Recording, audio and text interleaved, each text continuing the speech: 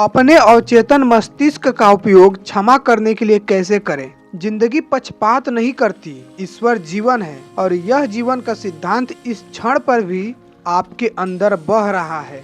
ईश्वर अपने को आप लोगों के अंदर सामंजस्यता, शांति, सुंदरता, प्रसन्नता और प्रचुरता द्वारा अभिव्यक्त करना पसंद करते हैं। यदि आप अपने मस्तिष्क में जीवन के प्रवाह को प्रवाहित होने का विरोध करते हैं तो ऐसे भावनात्मक जमाव आपके अवचेतन मस्तिष्क में फंस जाते हैं और कई तरह की नकारात्मक स्थितियों का कारण बनते हैं।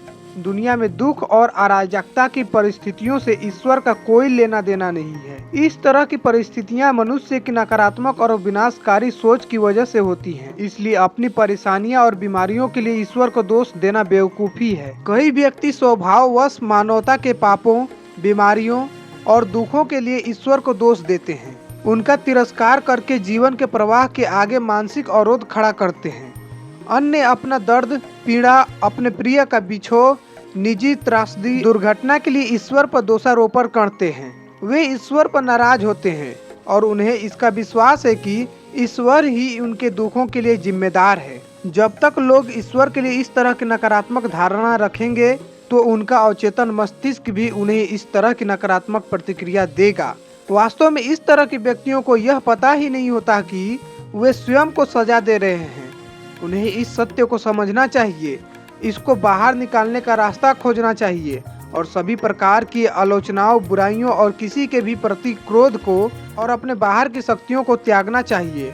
अन्यथा वे स्वस्थ, खुशहाल अथवा रचनात्मक गतिविधियों की ओर जिस क्षण इस तरह के लोग अपने मस्तिष्क और हृदय में प्रेम रूपी ईश्वर को सुनते हैं और जब वे इस बात पर विश्वास करते हैं कि ईश्वर उन्हें प्रेम करने वाला पिता है जो उनके ऊपर नजर रखता है, उनकी देखभाल करता है, मार्गदर्शन करता है, उन्हें बनाए रखता है और शक्ति देता है, तब ईश्वर के प्रति अथवा जीवन सिद्धांत के प्रति इस प्रकार की धारणा को उनका अवचेतन मस्तिष्क स्वीकार करता है।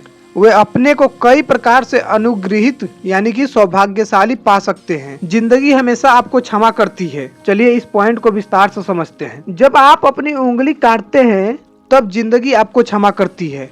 आपके अंदर की अवचेतन बुद्धिमत्ता तुरंत इसे ठीक करने में लग जाती है। नई कोशिकाएं इस घाव के ऊपर पुल बनाती हैं। यदि आप गलती से गलत खाना खाते हैं तो जीवन आपको क्षमा करके आपको उल्टी करवाता है जिससे यह आपको बचा सके। यदि आप अपना हाथ जला लेते हैं तो जीवन का सिद्धांत इसमें किसी भी प्रकार की सूजन अथवा जमाव को कम करता है और आपको नई त्वचा, उत्तक और कोशिकाएं देता है। यदि आप प्रकृति के साथ सामंजस्यता की सोच रखते हैं तो जीवन आपको वापस स्वस्थ, ऊर्जावान, सामंजस्यता और शांति देता है। नकारात्मक, दुखदायी यादें, कड़वाहट और बुरे इरादे एकत्रित होंगे और आपके अंदर सुगमता से बहने वाले जीवन के सिद्धांत को बाधित करेंगे। कैसे उसने अपराध बोधक को बाहर निकाला, चलिए इसे एक कहानी के माध्यम से समझते हैं। मैं एक व्यक्ति को जानता था। हर रात करीब सुबह के 1 बजे तक वह काम करता था। उसने अपनी पत्नी और दोनों बच्चों पर कोई ध्यान नहीं दिया। वह हमेशा मेहनत करने में व्यस्त रहता। उसने सोचा लोग उसे शाबाशी देंगे क्योंकि वह आधी रात के बाद तक इतनी लगन और मेहनत से काम कर रहा था। उसका रक्त दबाव 200 से ज्यादा था और वह अपराध बोध से भर गया। अनजाने में उसने कड़ी मेहनत द्वारा अपने को प्रताड़ित करना शुरू किया और अपने बच्चों को पूरी तरह से नजरअंदाज किया। एक सामान्य व्यक्ति इस प्रकार नहीं करता। वह अपने बच्चों और उनके विकास में रुचि रखता है। वह अपनी पत्नी को अपनी दुनिया से नहीं निकालता। मैंने उसे समझाया कि वह इतनी मेहनत से काम क्यों करता है। तुम्हें अंदर ही अंदर कुछ परेशान कर रहा है, अन्यथा तुम इस प्रकार की हरकतें नहीं करते। तुम अपने को सजा दे रहे हो और तुम्हें अपने आप को माफ करना सीखना होगा। उसके अंदर गहरा अपराध बोध था। यह उसके भाई के प्रति था। मैंने उसे समझाया कि ईश्वर उसे सजा नहीं दे रहा था बल्कि वह स्वयं अपने को सजा दे रहा था। उदाहरण के तौर पर यदि आप जीवन के नियमों को तोड़ेंगे तो आप उसके अनुसार पीड़ित होंगे। यदि आप किसी नंगे जलते हुए तार के ऊपर हाथ रखेंगे तो आप जल जाएंगे। प्रकृति की ताकतें दुष्ट नहीं होती। जिस प्रकार से आप उनका उपयोग करते हैं वह निर्धारित करता है कि उनका प्रभाव अच्छा या बुरा होगा। बिजली अपने में बुरी नहीं है। यह इस पर निर्भर करता है कि आप इसका उपयोग किस प्रकार से करते हैं। किसी निर्माण को गिराने के लिए अथवा किसी घर को रोशन करने के लिए, किसी निर्माण को गिराने के लिए या फिर किसी घर को रोशन करने के लिए। पाप केवल एक है, वह है नियम का अज्ञान और इसकी केवल एक ही सजा है, वह है मनुष्य द्वारा नियम का गलत उपयोग से स्वतः प्रतिक्रिया का मिलना। यदि आप रसायन के नियमों का दुरुपयोग करेंगे तो आप अपने ऑफिस या फैक्ट्री को उड़ा सकते हैं। यदि आप अपना हाथ बोर्ड पर पीटेंगे तो इससे आपके हाथ से खून निकल सकता है। बोर्ड उसके लिए नहीं बनाया गया है, हो सकता है इसे आपके झुकने अथवा आपके पैरों का सहारा देने के लिए बनाया गया हो। इस व्यक्ति को इस बात का एहसास हुआ कि ईश्वर किसी को प्रताड़ित अथवा सजा नहीं देता और उसकी पूरी पीड़ा उसके अपने नकारात्मक और विध्वंसकारी विचारों पर उसके अवचेतन मस्तिष्क की प्रतिक्रिया थी। उसने अपने भाई को कभी धोखा दिया था और अब उसके भाई ने यह उसे दे दिया था। उसे फिर भी बहुत ग्लानि और अपराध बोध था। मैंने उससे पूछा, क्या तुम अपने भाई को अब धोखा दोगे? उसने कहा, नहीं। क्या तुम्हें उस वक्त यह न्याय संगत लगा था? उसने कहा, हाँ। लेकिन क्या तुम अब ऐसा करोगे? उसने कहा, नहीं। जीना कैसे चाहिए? मैं इसमें औरों की सहायता कर रहा हूँ। मैंने उसमें निम्नलिखित टिप्पणियां जोड़ी। अब तुम्हारे अंदर बड़ी समझदारी और विवेक है। माफी देने का अर्थ स्वयं को माफ करना है। माफी देना आपके विचार समंजसता के दिव्य नियमों के अनुरूप है। स्वयं की निंदा करने को नर्क कहते हैं और माफी देने को स्वर्ग कहते हैं। उसके मस्तिष्क से अपराध भाव और स्वयं को प्रताड़ित करने का बोझ उतर गया है और वह पूर्ण रूप से स्वस्थ हो गया। डॉक्टर ने उसके रक्त दबाव का परीक्षण किया। अब वह सामान्य था। समझाना ही उसका इलाज था। एक हत्यारे ने अपने को माफ करना सीखा। चलिए इस कहानी को भी समझते हैं। कई वर्ष पहले एक व्यक्ति जिसने यूरोप में अपने भाई का कत्ल किया था मेरे पास आया। वह बहुत मानसिक वेदना और यंत्रणा से गुजर रहा था क्योंकि उसका कहना था कि ईश्वर को मुझे सजा देनी चाहिए। उसने बताया कि उसके भाई का प्रेम संबंध उसकी पत्नी के साथ था और उसने उसी क्षण उसे गोली मार दी। यह मेरे साथ बात करने से 15 वर्ष पहले हुआ था। इस दौरान इस व्यक्ति ने एक अमेरिकी लड़की से विवाह किया था और उससे उसके 3 प्यारे बच्चे थे। वह अब उस स्थिति में था जहां वह लोगों की सहायता कर रहा था और वह एक परिवर्तित मनुष्य था। मैंने उसे स्पष्ट किया कि शारीरिक और मनोवैज्ञानिक रूप से वह अब पुराना व्यक्ति नहीं रहा था जिसने अपने भाई को मारा था, क्योंकि वैज्ञानिकों ने उसे बताया है कि हमारे शरीर की प्रत्येक कोशिकाएं हर 11 महीने में बदलती हैं। यही नहीं, मानसिक और आध्यात्मिक रूप से वह एक नया व्यक्ति था। मानवता के लिए उसके पास बहुत प्यार और सद्भावना थी। वह बूढ़ा व्यक्ति जिसने यह अपराध 15 वर्ष पहले किया था, वह अब मानसिक और आध्यात्मिक रूप से मृत था। वास्तव में वह एक निर्दोष व्यक्ति को पीड़ित कर रहा था। इस स्पष्टीकरण का उस पर गहरा प्रभाव पड़ा और उसने कहा कि उसे ऐसा लगा जैसे कि उसके दिमाग से एक भारी बोझ हट गया हो। आपकी इजाजत के बिना आलोचना दुख नहीं दे सकती। चलिए इस पॉइंट को समझते हैं या एक कहानी के माध्यम से समझते हैं। एक स्कूल की अध्यापिका ने मुझे बताया कि उसके सहयोगी ने उसके एक भाषण की आलोचना यह कहते हुए कि उसने बहुत जल्दी बोला।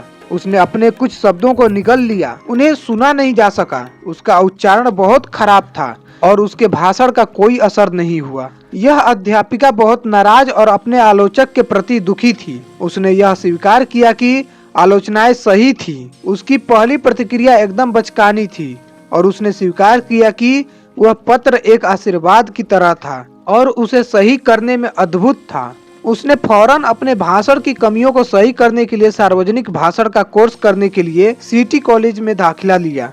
उसने उस लेखक को चिट्ठी लिखने के लिए धन्यवाद दिया और उनके परिणाम और जांच परिणाम के लिए धन्यवाद दिया, जिसकी वजह से अध्यापिका ने अपनी गलतियों को फौरन सुधारा।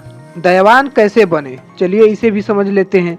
कल्पना कीजिए कि जो कुछ पत्र में अध्यापिका के बारे में लिखा गया था उसमें कुछ भी सत्य नहीं था। उसे यह पता चल जाता है कि उसकी कक्षा के विषय ने नोट लिखने वाले लेखक की पूर्व धारणाओं, अंधविश्वासों अथवा संकीर्ण सांप्रदायिक विश्वास को आहत किया था और उस मनोवैज्ञानिक रूप से बीमार व्यक्ति ने केवल अपनी नाराजगी को उगला था क्योंकि एक मनोवैज्ञानिक उबाल घायल हुआ था। इसे समझने के लिए आपको करुणामय अथवा सहानुभूतिशील होना होगा। अगला तर्कसंगत कदम होगा कि आप दूसरे व्यक्ति के लिए शांति, सामंजस्यता और समझदारी की प्रार्थना करें। आप कभी भी आहत नहीं होंगे। यदि आप जानेंगे कि आप अपने विचारों, प्रतिक्रियाओं और भावनाओं के मालिक हैं, भावनाएं विचारों की अनुसरण करती हैं और आप में उन सभी विचारों जो आपको परेशान अथवा आहत कर सकते हैं, उनको अस्वीकृत करने की शक्ति है। जब उसे बेदी पर छोड़ा गया, इस पॉइंट को समझते हैं। कुछ वर्ष पूर्व मैं एक चर्च में विवाह संपन्न कराने गया था। होने वाला दूल्हा वहां नहीं पहुंचा और 2 घंटे के पश्चात होने वाली दुल्हन ने कुछ आंसू बहाए और मुझसे कहा, मैंने दिव्य मार्गदर्शन की प्रार्थना की। यह उसका जवाब हो सकता है क्योंकि वह कभी बीमार नहीं हुआ था। यह उस लड़की की प्रतिक्रिया थी। ईश्वर में विश्वास और शुभकामनाएं। उसके हृदय में कोई दुर्भावना नहीं थी क्योंकि उसने कहा, हो सकता है यह सही कार्य नहीं रहा हो क्योंकि मैंने हम दोनों के लिए सही निर्णय की प्रार्थना की थी। यदि इस तरह के अनुभव किसी और को होते तो वह तूफान खड़ा कर देता, भावनात्मक रूप से दौरा पड़ जाता, उसे वहां बेहोश करने की जरूरत पड़ती, शायद उसे अस्पताल में भर्ती करने की जरूरत होती। अपने अवचेतन की गहराइयों के अंदर अनंत बुद्धिमत्ता के साथ तारतम्यता बनाए और उसके जवाब में इतना ही विश्वास रखें जैसा आपने अपनी माँ पर किया था जब उसने आपको अपनी बाहों में उठाया था। इस तरीके से आप संयमित मानसिक और भावनात्मक स्वास्थ्य पा सकते हैं। विवाह करना अनुचित है, शारीरिक संबंध बनाना अशुभ है और मैं अशुभ हूँ। चलिए इस पॉइंट को समझते हैं। कुछ समय पहले मैं एक युवा स्त्री से बात किया जिसकी उम्र 22 वर्ष थी। उसे सिखाया गया था कि नृत्य करना, ताश खेलना, तैरना और पुरुषों के साथ बाहर जाना पाप है। उसे उसकी मां ने धमकी दी थी कि यदि उसने उसकी आज्ञा और धार्मिक शिक्षा का उल्लंघन किया तो वह नरक की अग्नि में हमेशा जलती रहेगी। वह लड़की काले कपड़े और काले जुराबे पहनती थी। वह कोई लाली लिपस्टिक अथवा किसी भी प्रकार का श्रृंगार नहीं करती थी क्योंकि उसकी मां ने कहा था कि ये वस्तुएं पाप से भरी हुई हैं। उसकी मां ने उसे बताया कि सभी पुरुष दुष्ट होते हैं और सेक्स एक राक्षसी कृत्य है और यह केवल एक पैशाचिक अय्याशी है। इस कन्या को अपने को माफ करना सीखना था क्योंकि उसके अंदर अपराध बोध भरा था। माफ करने का अर्थ था त्यागना। उसे अपने इन सभी मिथ्या विश्वासों को जीवन के सत्य के लिए और जीवन को नए सिरे से जानने के लिए पूर्ण रूप से त्यागना था। जब ऑफिस में जहां वह काम करती थी वहां के पुरुषों के साथ बाहर जाती तो उसे गहरा अपराध बोध होता था और वह सोचती कि ईश्वर उसे सजा देगा। कई योग्य युवा व्यक्तियों ने उसे विवाह का प्रस्ताव दिया लेकिन उसने मुझसे कहा, विवाह करना गलत है, किसी के साथ सेक्स भी अनुचित है और मैं दुष्ट हूँ। यह उसका चेतन और पहले से मन में बिठाए गए विचार बोल रहे थे। वह करीब 10 सप्ताह में एक बार आती और मैंने उसके चेतन और अवचेतन मस्तिष्क की कार्यशैली के बारे में उसी प्रकार बताया जैसा कि मैंने इस अध्याय में बताया है। इस युवती को धीरे धीरे समझ में आया कि उसकी अज्ञानी, अंधविश्वासी, कट्टर और कुंठाग्रस्त माँ ने उसे पूरी तरह से सम्मोहित करके उसके दिमाग में इस प्रकार के विचारों को गहराई से बैठा दिया था। उसने स्वयं को पूरी तरह से अपने विचार से अलग कर दिया और एक उत्कृष्ट जीवन की शुरुआत की। मेरे सुझाव पर उसने अच्छी तरह से तैयार होना और अपने केस अच्छे ढंग से बनाना शुरू किया। उसने जीवन से प्यार करना शुरू किया। उसने एक व्यक्ति से नृत्य कक्षा लेनी शुरू की, तैरना, ताश खेलना और लोगों के साथ डेट पर जाना शुरू किया। उसने एक दिव्य साथी की प्रार्थना की और अपने मन में इस प्रकार के विचार रखे कि अनंत शक्ति उसके प्रति ऐसे व्यक्ति को उसकी ओर आकर्षित करेगी जो उसके साथ पूर्ण रूप से सामंजस्य में होगा। आखिर में यह सच हुआ। एक शाम जब उसने मेरा ऑफिस छोड़ा तब वहाँ एक व्यक्ति मेरा इंतजार कर रहा था और संयोगवश मैंने उनका आपस में परिचय कराया। वे अब विवाहित हैं और पूरी तरह से एक दूसरे के साथ हैं और खुश हैं। उपचार के लिए क्षमादान जरूरी है। प्रार्थना करने के लिए खड़े होते समय यदि आप किसी के विरुद्ध हैं तो उसे क्षमा करें। मानसिक शांति और दमकते स्वास्थ्य के लिए दूसरों को माफ करना आवश्यक है। यदि आप उत्तम स्वास्थ्य और खुशी चाहते हैं तो आपको उस व्यक्ति को क्षमा कर देना चाहिए जिसने कभी भी आपको दुख दिया हो। अपने विचारों को दिव्य नियम और आदेश के साथ सामंजस्य बनाते हुए स्वयं को क्षमा करें। आप स्वयं को कभी भी पूरी तरह से माफ नहीं कर सकते जब तक आप दूसरों को पहले माफ नहीं करते। स्वयं को माफ न करना अपने आध्यात्मिक अहंकार और अज्ञानता के सिवा कुछ नहीं है। आज चिकित्सा के मनोदैहिक क्षेत्र में इस बात पर लगातार जोर दिया जाता है कि क्रोध, दूसरों की आलोचना, पश्चाताप और दुश्मनी कई विकृतियों का घर है जिसमें हड्डियों के रोग जैसे आर्थराइटिस से दिल की बीमारी तक है। इस तथ्य की ओर इशारा किया गया है कि ऐसे बीमार व्यक्ति जिनके साथ बुरा व्यवहार, धोखा किया या उन्हें घायल किया था उनका आक्रोश और नफरत उन लोगों के लिए थी जिन्होंने उनके साथ ऐसा व्यवहार किया था। इनकी वजह से उनके अवचेतन मस्तिष्क में पनप रहे घाव सक्रिय हो गए। इसका एक ही इलाज है, उनकी इस प्रकार की चोट का हटाना होगा और इसका एकमात्र सफल रास्ता माफ कर देना ही है। माफी देना यानी प्रेम करना। माफ करने की कला का सबसे महत्वपूर्ण भाग माफ करने की स्वीकारोक्ति है। यदि आप हृदय से दूसरे को माफ करने की इच्छा रखते हैं तो आपने आधे से ज्यादा यानी कि 51% रुकावट को पार कर लिया है। मुझे यकीन है कि आप जानते हैं कि दूसरों को माफ करने का यह मतलब जरूरी नहीं है कि आप उसे चाहते हैं अथवा उसके साथ जुड़ना चाहते हैं। कोई आपको किसी को चाहने के लिए बाध्य नहीं कर सकता, न ही कोई सरकार सद्भावना, प्रेम शक्ति अथवा सहनशीलता का नियम बना सकती है। किसी को पसंद करना असंभव है क्योंकि वाशिंगटन से किसी ने ऐसा करने का आदेश दिया है। फिर भी हम लोगों को बिना पसंद किए उन्हें प्यार कर सकते हैं। एक दूसरे से प्रेम करो। यदि कोई चाहे तो वाकई ऐसा कर सकता है। प्रेम का अर्थ है कि आप किसी और के लिए स्वास्थ्य, खुशी, शांति, प्रसन्नता और जीवन की सभी शुभकामनाओं की इच्छा कर सकते हैं। इन सबके लिए केवल एक चीज की आवश्यकता है, वह है दिल से करना। आप कोई बहुत महान कार्य नहीं कर रहे हैं। जब आप किसी को माफ करते हैं वास्तव में आप बहुत स्वार्थी हैं, क्योंकि जो कुछ आप दूसरों के लिए कामना करते हैं वास्तव में आप वह सब अपने लिए मांग रहे हैं। इसकी वजह है कि जब आप विचार कर रहे होते हैं तब आप उसका अनुभव कर रहे होते हैं। जैसा आप सोचते हैं और अनुभव कर रहे होते हैं वैसे ही आप होते हैं। इससे भी सरल क्या कुछ और चीज हो सकती है? माफी देने की तकनीक क्या है, चलिए समझते हैं। निम्नलिखित सरल तरीके से अभ्यास करने से आपके जीवन में अद्भुत कार्य होते हैं। अपने दिमाग को शांत करें, निश्चिंत हो जाएं और उसे आजाद छोड़ दें। ईश्वर और उसका प्रेम आपके लिए है, उसका ध्यान करें और फिर स्वीकार करें, मैं पूर्ण रूप से और अपनी इच्छा से माफ करता हूँ। मैं मानसिक और आध्यात्मिक रूप से उसे आजाद करता हूँ। मैं इससे संबंधित हर चीज को पूरी तरह से माफी देता हूँ।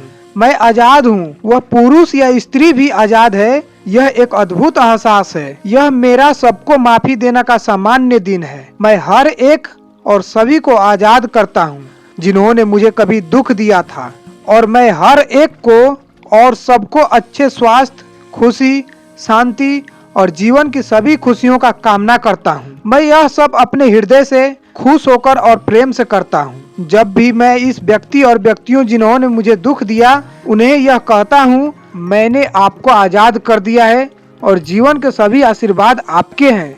मैं आजाद हूँ, आप भी आजाद हैं। यह सब अद्भुत है। सच्ची माफी देने का महान रहस्य है कि जब आप एक बार मनुष्य को माफ कर देते हैं तब दोबारा इस प्रार्थना को करना जरूरी नहीं है। जब भी वह व्यक्ति अथवा विशिष्ट कष्ट आपके मस्तिष्क में आता है तब आप उस अपराधी का भला सोचते हैं और कहते हैं तुम्हारे साथ शांति बनी रहे। चूंकि ऐसा विचार आपके मन में आता है तो इसे कई बार करिए। आप देखेंगे कि कुछ दिनों बाद उस व्यक्ति अथवा उस घटना का ध्यान में आना कम होता जाता है, जब तक यह पूरी तरह से गायब न हो जाए। माफ करने का अम्लीय परीक्षण। इस पॉइंट को चलिए समझते हैं। जैसे कि सोने को जांचने का अम्लीय परीक्षण किया जाता है, इसी प्रकार माफी देने का भी अम्लीय परीक्षण है। यदि मैं उस व्यक्ति के बारे में कुछ बहुत अच्छा कहूँ जिसने आपके साथ गलत किया है, आपको धोखा दिया है या दगा दिया है, और आप उसके बारे में अच्छी खबर सुनकर बहुत क्रोधित होते हैं, तो नफरत की जड़ें अभी भी आपके अवचेतन में आपका विनाश कर रही हैं। सब कुछ समझना यानी सब माफ कर देना। इस पॉइंट को भी समझ लेते हैं। जब व्यक्ति अपने मस्तिष्क के रचनात्मक नियम को समझ लेता है तब वह अपनी जिंदगी खराब करने का आरोप दूसरों अथवा परिस्थितियों पर करना बंद कर देता है। उसको पता है कि उसके अपने विचार, भावनाएं उसका भाग्य बनाती हैं। यही नहीं, उसे ज्ञान है कि ब्रह्मा वस्तुएं उसके जीवन की स्थितियों और अनुभवों की कारण नहीं है। यह सोचना कि दूसरे आपके खुशी को कम कर सकते हैं और आप निर्दयी भाग्य के फुटबॉल हैं, इन सबको जीने के लिए आपको दूसरों का विरोध करना और उनसे लड़ना है, वे सब नालायक हैं। जब आप ऐसा समझते हैं कि विचार वस्तुएं हैं क्योंकि मनुष्य अपने हृदय में ऐसा सोचता है। माफी करने में सहायक वस्तुओं की सूची कौन सी है, चलिए उसे समझ लेते हैं। आप केवल इस पॉइंट को भी हमेशा याद रख सकते हैं। जो मैं पॉइंट्स बताने वाला हूँ लगभग 12 से 13 पॉइंट हैं, इसको आप याद रख सकते हैं। पहला पॉइंट, ईश्वर अथवा जीवन किसी व्यक्ति का आदर नहीं करते। जीवन पश्चाताप नहीं करता। जीवन अथवा ईश्वर आपका पक्ष तभी लेते हैं जब आप अपने को सामंजस्यता, स्वास्थ्य, खुशी और शांति के साथ लय में होते हैं। सेकेंड पॉइंट, ईश्वर अथवा जीवन कभी भी बीमारी, दुर्घटना अथवा पीड़ा को नहीं भेजता। यह सब हम ही अपनी नकारात्मक विनाशकारी सोच, जिसका आधार निम्नलिखित नियम है, जैसा हम बोएंगे वैसा ही काटेंगे। थर्ड पॉइंट, आपके जीवन में ईश्वर की संकल्पना सबसे महत्वपूर्ण है। यदि आप वास्तव में ईश्वर के प्रेम पर विश्वास रखते हैं तो आपका अवचेतन मस्तिष्क इसकी प्रतिक्रिया आपको अनगिनत आशीर्वाद से देता है। ईश्वरीय प्रेम पर विश्वास करें। फोर्थ पॉइंट, जीवन अथवा ईश्वर आपके प्रति कोई द्वेष नहीं रखते। जीवन आपकी कभी आलोचना नहीं करता। जीवन आपके हाथ की भयानक चोट को ठीक करता है। जीवन आपको माफ करता है यदि आपने अपनी उंगली जला ली है। यह किसी भी प्रकार की सूजन को कम करके शरीर के उस भाग को फिर से सही ढंग से बनाता है। फिफ्थ पॉइंट, आपके अपराध बोध का कारण ईश्वर और जीवन के बारे में असत्य धारणा है। ईश्वर अथवा जिंदगी आपको सजा नहीं देते, आपको जांचते नहीं है। यह आप अपने गलत विश्वास, नकारात्मक सोच और स्वयं की आलोचना के द्वारा अपने साथ करते हैं। सिक्स्थ पॉइंट, ईश्वर अथवा जिंदगी आपकी आलोचना नहीं करते अथवा आपको सजा नहीं देते। प्रकृति की शक्ति बुरी नहीं है। उनके प्रयोग का असर इस पर निर्भर करता है कि आप अपने अंदर की शक्ति का उपयोग कैसे करते हैं। आप बिजली का प्रयोग किसी को मारने के लिए कर सकते हैं और अपने घर को रोशन करने के लिए भी। आप पानी का उपयोग किसी बच्चे को डुबाने के लिए कर सकते हैं या उसकी प्यास को बुझाने के लिए भी। मनुष्य के अपने मस्तिष्क में बनने वाला विचार और ध्येय अच्छे या बुरे पर निर्भर करता है। सेवेंथ पॉइंट, ईश्वर अथवा जीवन कभी आपको सजा नहीं देते। जीवन और ब्रह्मांड की असत्य धारणा की वजह से स्वयं को सजा देता है। उसके विचार रचनात्मक हैं और वह अपनी परेशानियां स्वयं निर्मित करता है। एट्थ पॉइंट, यदि कोई दूसरा आपकी आलोचना करता है तो ये कमियां आपके अंदर हैं। खुश रहिए, धन्यवाद कीजिए और किसी की टिप्पणियों की प्रशंसा कीजिए। यह आपको विशिष्ट गलतियों को सुधारने का मौका देता है। नाइन्थ पॉइंट, आप किसी आलोचना से दुखी नहीं हो सकते, जबकि आपको पता है कि आप अपने विचारों, प्रतिक्रियाओं और भावनाओं के मालिक हैं। यह आपको दूसरों को आशीर्वाद देने और प्रार्थना करने का मौका देता है। जब आप मार्गदर्शन और सही कार्य के लिए प्रार्थना करते हैं तो जो कुछ आता है ले लीजिए, अनुभव कीजिए कि यह अच्छा है, बहुत अच्छा है। फिर अपने ऊपर दया करना, आलोचना और नफरत करने का कोई कारण नहीं है। 11th पॉइंट, कुछ भी अच्छा या बुरा नहीं है, लेकिन सोच इसे ऐसा बना देती है। सेक्स करने में कोई दुष्टता नहीं है, न ही खाने की इच्छा, संपत्ति अथवा सच्ची अभिव्यक्ति में कोई बुराई है। यह इस पर निर्भर करता है कि इन इच्छाओं, कामनाओं अथवा प्रेरणाओं का उपयोग आप किस तरह से करते हैं। आपकी खाने की इच्छा बिना किसी को मारे एक ब्रेड के टुकड़े से भी पूरी हो सकती है। 12th पॉइंट, क्रोध, नफरत, दुर्भावना और दुश्मनी ये सब विकृतियों का घर है। जिन लोगों ने आपको दुख दिए उन्हें और स्वयं को क्षमा करें और उन पर प्रेम, जीवन की खुशियां और संभावना उड़ेलें। ऐसा करना जारी रखें जब तक कि आपका मन उनके प्रति प्रेम से न भर जाए। 13 पॉइंट, क्षमादान यानी कुछ पाने के लिए कुछ देना। प्यार, शांति, खुशी, बुद्धिमत्ता और जीवन की सभी शुभकामनाएं दूसरों को दें जब तक आपके मन में कोई दंश न बचे। यही माफ करने का अम्लीय परीक्षण है। 14th पॉइंट, कल्पना करें 1 वर्ष पूर्व आपके जबड़े में एक फोड़ा था। यह बहुत कष्टकारी था। अब आप स्वयं से पूछिए, क्या यह अभी भी कष्ट देता है? जवाब आपका होगा नहीं। इसी प्रकार यदि कोई आपको दुखी करता है अथवा आपके बारे में झूठ और जहरीली बातें करता है और आपके बारे में सभी प्रकार की बुराई करता है, तो क्या आपके विचार उस व्यक्ति के बारे में नकारात्मक होंगे? क्या आप क्रोधित हो जाते हैं जब वह आपके मन में आता है या आती है? यदि ऐसा है तो नफरत की जड़ें अभी भी वहाँ हैं। वह आप और आपकी अच्छाई के साथ खतरनाक खेल खेल रहे हैं। उनको निकालने का एकमात्र तरीका है उस व्यक्ति को जिंदगी की सभी शुभकामनाएं दें। जब तक उस व्यक्ति से मन में नहीं मिलते तब तक उसे आप दिल से शांति और अच्छी भावनाओं से आशीर्वाद नहीं देते। क्षमादान का यह अर्थ है कि तब तक क्षमा करें जब तक 77 बार न कहा जाए। आई होप कि आपको वीडियो समझ में आया हो और आपको यह समझ में आया हो कि क्षमा करना ही सबसे बड़ी शक्ति होती है। तो आप भी अपने अंदर क्षमा करने की शक्ति को जगाइए, उसे अपने अंदर लाइए, तभी आप अपना काम और अपना ध्यान अच्छे काम पर लगा सकेंगे। तो आज के लिए इतना ही। मिलते हैं किसी नेक्स्ट वीडियो में किसी नेक्स्ट टॉपिक के साथ। तब तक के लिए राधे राधे, जय श्री कृष्णा। खुश रहिए और सबको खुश रखिए।